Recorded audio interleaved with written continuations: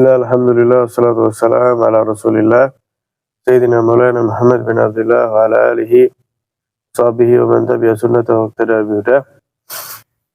Al-Imam Al-Habib Abdullah bin Alwi Al-Haddad, beliau menukil daripada kalam Al-Imam Sahal bin Abdullah As-Sufi ilan qala radhiyallahu ta'ala anhu, qala Sahal bin Abdullah As-Sufi, man safa minal kadar wa amtala'a minal ibir wastawa anhud indahu dhahab wal madar istaghna billahi anil bashar.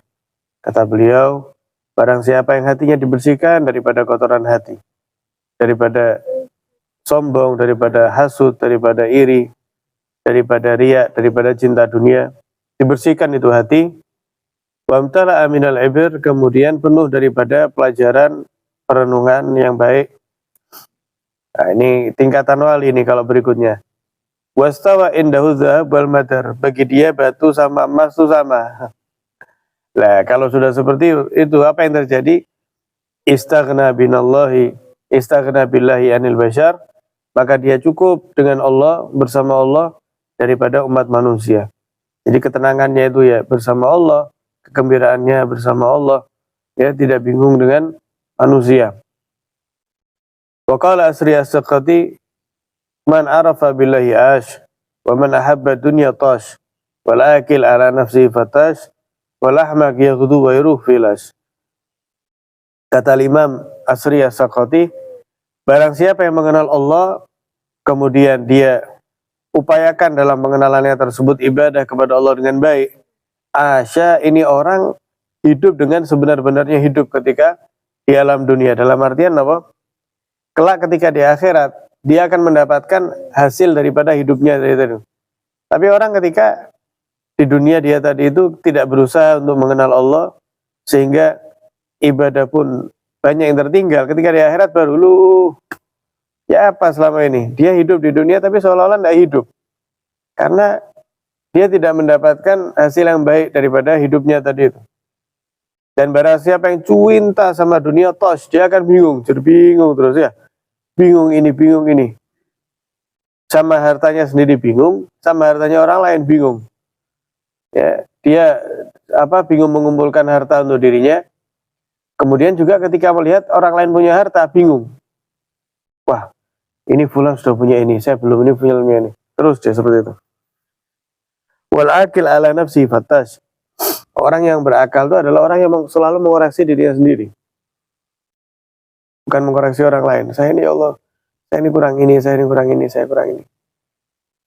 Nah, wal ahmak, adapun orang yang bodoh adalah orang yang dia tadi itu datang dan pergi filash di dalam hal-hal yang la syai', hal-hal yang enggak ada gunanya sama sekali. Enggak ada gunanya sama sekali. Ya situ. Ya misalnya jalan ke sini, nongkrong di sini, ngopi di sini. Bukan berarti dilarang ya kita duduk-duduk sama teman, silaturahim baik. Cuman kalau itu saja hari-harinya, ya tidak diisi dengan misalnya hadir majelis ilmu, tidak diisi dengan ibadah, tidak diisi dengan bekerja untuk mencari yang halal misalnya.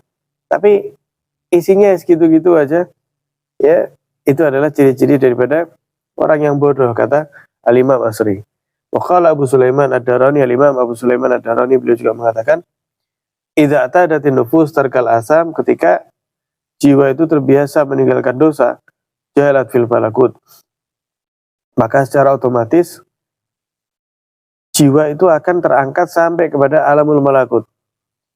Jadi sebetulnya jiwa manusia ini fitrahnya itu kan bersih ya. Tapi ketika dia tertahan oleh dosa, dia tidak akan bisa untuk terangkat. Ketika jiwa ini dibiasakan meninggalkan dosa, setiap hari semakin hari itu semakin diminimalisir. Aduh, saya nih ketemu ini ngerasa nih nanti sudah usah ketemu. Ya, kita tuh hari ini ya, hadirin, sehari saja tidak menggunjing orang atau mendengar gunjingan orang, itu sudah prestasi yang luar biasa di zaman-zaman sekarang ini. Kita dalam sehari itu tidak mendengar gunjingan. Kalau kita yang gunjing ya kebacut berarti ya. Cuman kalau minimal saja kita tidak mendengar gunjingan orang dalam satu hari, itu sudah zaman sekarang. Itu nikmat yang besar sekali. Nah, ketika jiwa tadi itu sudah dibiasakan kosong daripada dosa, dia akan naik ke alam malakut. Waraja'at ila arbabiha bitarafil hikmah. Ya. Kemudian jiwa itu akan kembali kepada pemiliknya, dan akan lahir daripada dirinya hikmah yang begitu luar biasa tanpa dipelajari. Min ghairi an yu'addiya ilaiha alimun ilmahu. Dia akan mendapatkan hikmah tanpa ada seorang alim yang mengajarkan kepada dirinya. Subhanallah, itu muncul di dalam hatinya saja. Atau apa yang biasa disebut dengan ilmu laduni. Jadi kalau dijelasin dari mana, ya wallahu alam. Cuman tiba-tiba muncul dalam pikirannya, muncul di dalam hatinya. Kenapa itu terjadi? Karena dia sendiri telah berhasil mengupayakan membersihkan hatinya daripada perbuatan-perbuatan dosa. Al-Imam Junaid al-Baghdadi, beliau ini merupakan pemimpin kaum sufi di zamannya. Ya, beliau menyatakan, nafa'allahu bih, ma akhadna tasawuf anil gili wal gol. Saya ini tidak mendapatkan tasawuf itu hanya dari materi-materi aja. Ya, memang materi itu perlu untuk kita pahami. Tapi saya tuh ambil tasawuf itu bukan hanya dari materi saja. Fulan berkata, bukan. Walakin anil ju'. Tapi karena 3 hal. Yang pertama, saya membiasakan lapar. Jadi tidak dikenyangin terus. Yang kedua, watarki dunia, dan meninggalkan keglamoran daripada dunia. Yang terakhir, waqat ilma'lufat wal mustahsanat, dan saya itu seringkali memutus diri saya daripada apa yang disukai oleh diri saya. Jadi maksudnya tidak terlalu dituruti daripada hal-hal yang diinginkan oleh nafsu tadi itu. Sehingga ketika salah seorang di antara kaum arifin ditanya, apa sih tasawuf itu? Apakah tasawuf itu tirakat ini itu? Ya, pandai berbicara dan lain sebagainya. Enggak, singkat padat. Kata beliau itu apa? Wa al-khuruj min kulli khuluqin dani. Ya, tasawuf itu adalah mengeluarkan diri daripada segala perilaku yang jelek, akhlak-akhlak yang jelek, daripada sombong, daripada riya, daripada hasud, daripada iri, daripada cinta dunia dan lain sebagainya. Keluar daripada itu, wa dukhul fi kulli khuluqin sani, dan memasukkan jiwanya ke dalam akhlak-akhlak yang terpuji, ke dalam tawadhu, ke dalam rahmat kepada kaum muslimin, yang mengikis daripada cinta dunianya tadi itu, ikhlas semata-mata amal karena Allah Subhanahu wa ta'ala. Itu yang disebut dengan tasawuf. Jadi ketika dia mengupayakan dirinya menjauh daripada akhlak yang jelek dan memuliakan dirinya sendiri dengan memasukkannya ke dalam kategori akhlak-akhlak yang baik. Semoga kita dipermudah oleh Allah Subhanahu wa ta'ala, diberi taufik oleh Allah untuk dapat menjadi orang-orang yang mengambil tasawuf dengan baik. Amin ya rabbal alamin.